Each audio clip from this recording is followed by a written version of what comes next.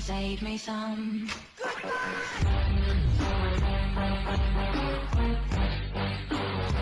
Hello, my friends. How you doing today? I am doing well, and I'm back again with another episode. Thank you for coming back. Thank you. I appreciate you every day. Yes, I do.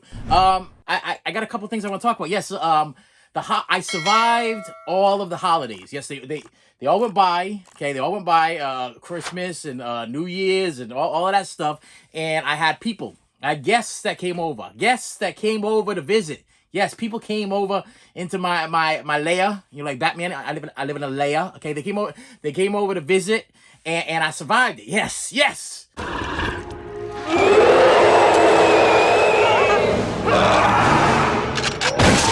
Was I happy? No. Listen. This is a deal. This is a deal. In order for me to have my family come over and visit, I gotta prep.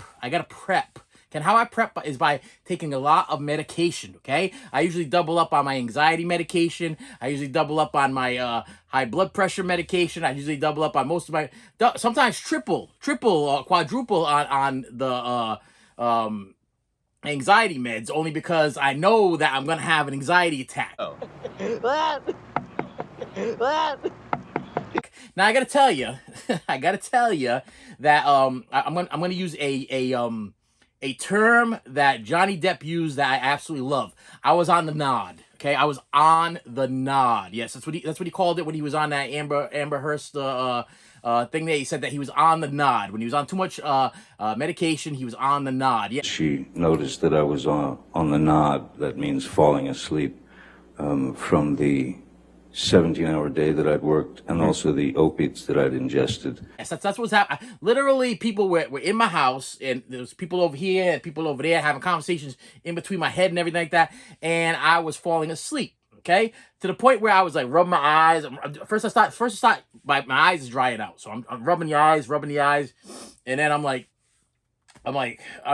dozing off, and they're asking questions, and listen.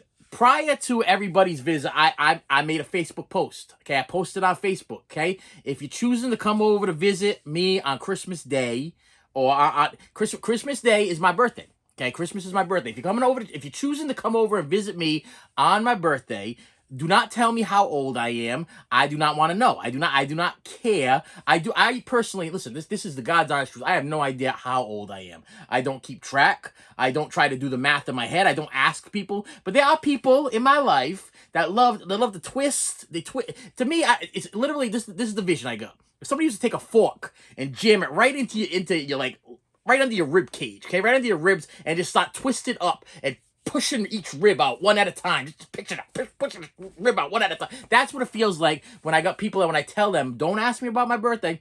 Don't tell me how old I am. Don't say something stupid like, how's it feel to be this age? How's it feel to be that age? Listen, I don't want to hear it. Okay, don't come here and harass me in my house, because you may walk in, but you're gonna limp out. That's the bottom line. So it was actually a picture I put of I believe it was Hulk Hogan body slamming Macho Man Randy Savage or whatever, and it was like if you have any intentions of coming into my house and telling me how old I am or whatever, you're gonna leave. You're gonna get a body slam. You're gonna get the people's elbow. Okay, so something's gonna happen to you if you come into my house and start harassing me. So don't do it.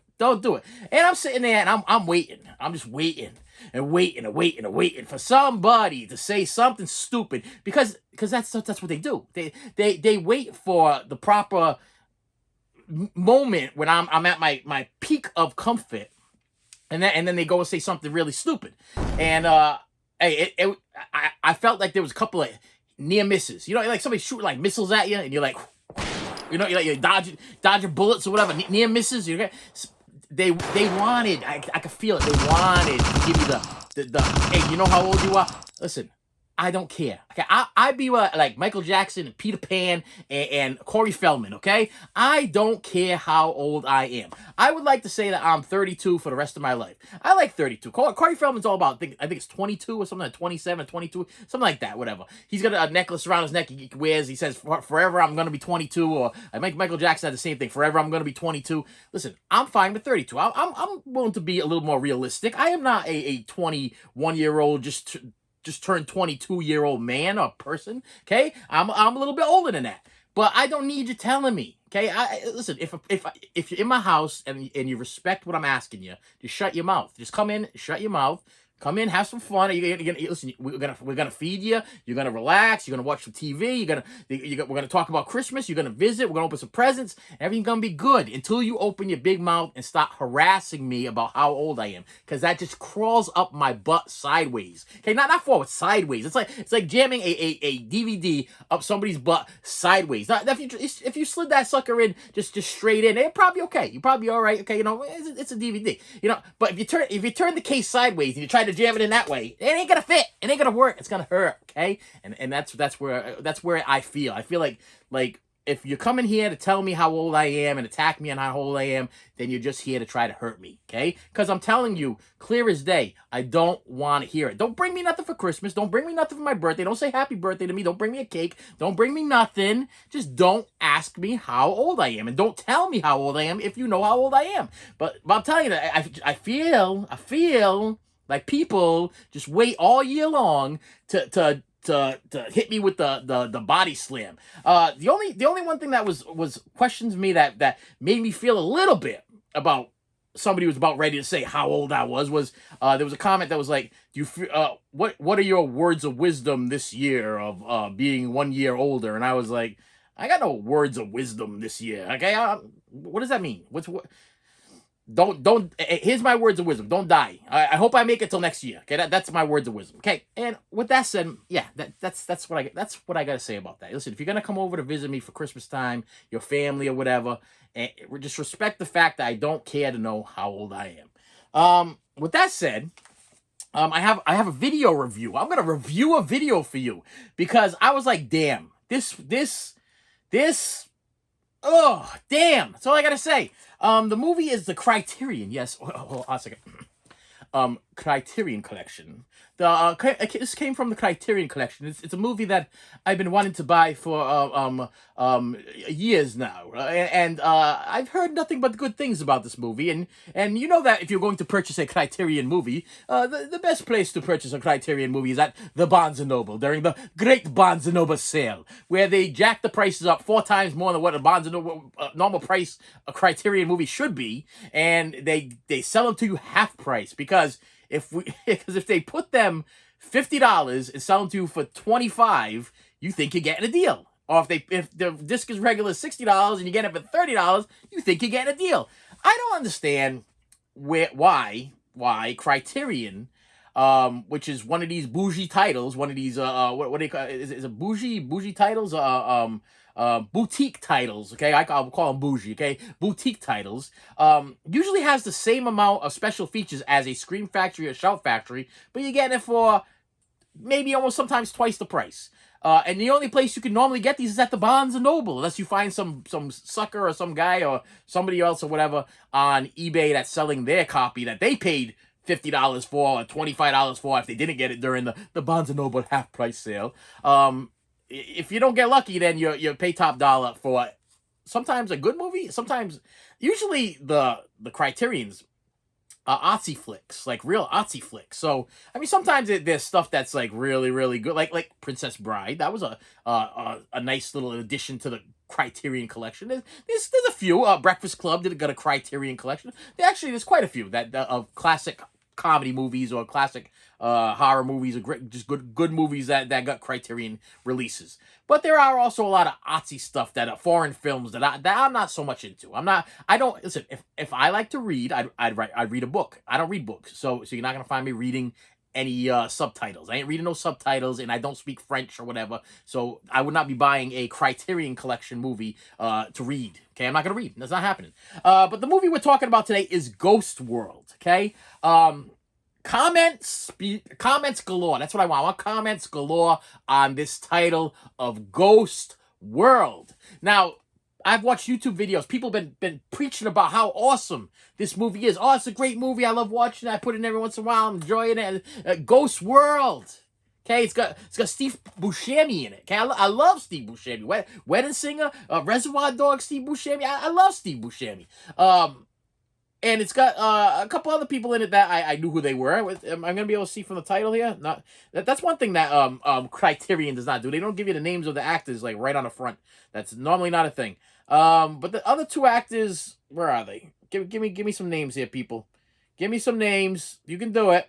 Scarlett Johansson, a young Scarlett Johansson, and who's the other the big stop? Steve Buscemi, and of course I'm gonna have to go higher up to Thora Birch, which I believe Thora Birch was in. The which one there?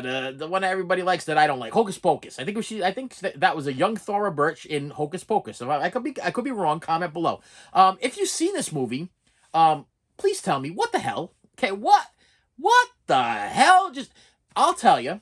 I watched the whole thing from beginning to end, and I was in utter confusion. Okay, number one, it was very well put together, very well thought out. I was almost like I was watching a Quentin Tarantino-ish dialogue to a movie. It's like Quentin Tarantino and Juno, like whoever the heck made Juno, smashed heads together and they created this movie. But the question that I watched this whole thing. There wasn't no damn ghost in the whole damn movie. Okay, the movie's called Ghost World. This is my question for you. Why was it called Ghost World?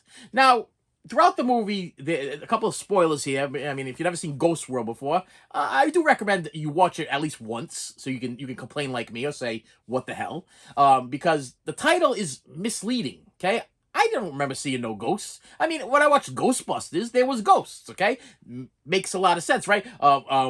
Anything else has a ghost in the title usually has a ghost. The movie Ghost. Okay, Patrick Swayze get killed. He's a ghost. This one, I couldn't figure it out.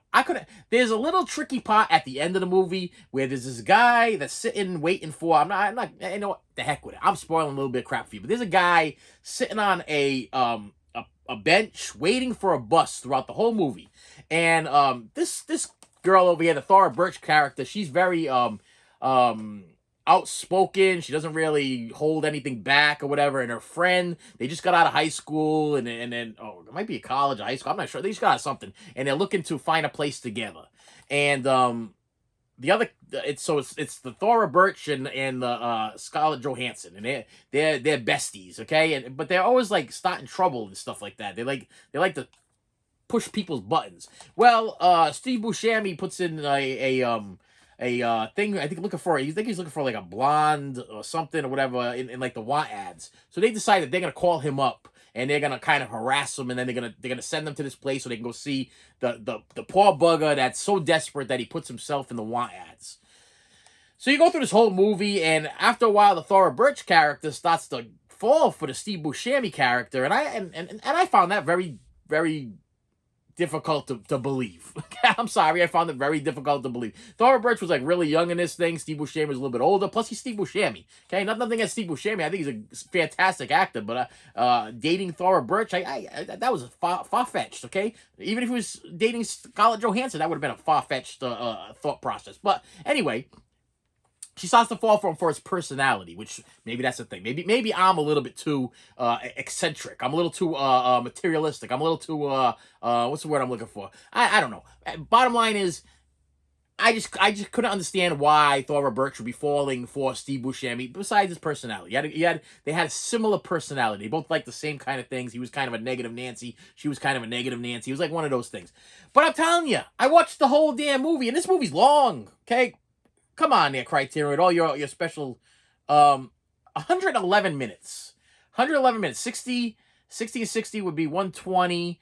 So it's under 2 hours, but still pretty long, and it felt long. This movie felt longer than it should have. I felt like I was sitting there for like 3 hours. I was waiting for them to get to a point after a while. I was waiting for them to dialogue. I will give them points for dialogue. I will give them points for the Quentin Tarantino dialogue. But ghosts, none. I didn't see no ghosts. Like I said, the only thing that remotely I thought for a while was the guy that was sitting on the bench that was waiting for a bus, and then the Thora Birch character walks by him, and she's like, you do know that a bus never arrives here. And he's like, I'm waiting for the bus. It comes for me. It comes for me. So, and then I'm thinking, okay, maybe he's a ghost, and maybe the bus does come for him, and maybe this whole thing's wrapped around the fact that eventually we're all going to die, and we wait for the bus to heaven or hell or whatever it is, and the bus comes and picks you up. I don't know. I was very confused. But the title, Ghost World. I'm sorry. Okay, I've seen Ghost Ship. Had ghosts. I've seen everything that Ghosts on the Loose with the Bowery Boys. Ghosts. Yeah, always ghosts. You put a ghost in the title, there's a ghost. Not this movie. Unless I missed it. So that's my question for you today, my friends. Listen, I wanna wish you a happy belated New Year, because New Year's come and gone, all right? But I wanted to let you know I survived it, and I want to let you know that during my downtime, I watched a lot of crap. Okay, I watched 7 seasons of almost 8. It was 8 seasons of The Walking Dead. I threw in Ghost World. I watched a whole bunch of other stuff, and we're gonna get into that in other videos. But this was the one that I wanted to talk about, because halfway through I'm like, I have to make a video about this. I got to talk about that. I got to let people know.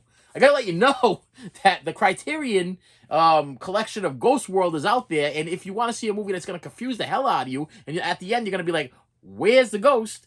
This is the one you want. This is the one you want, because the title has nothing.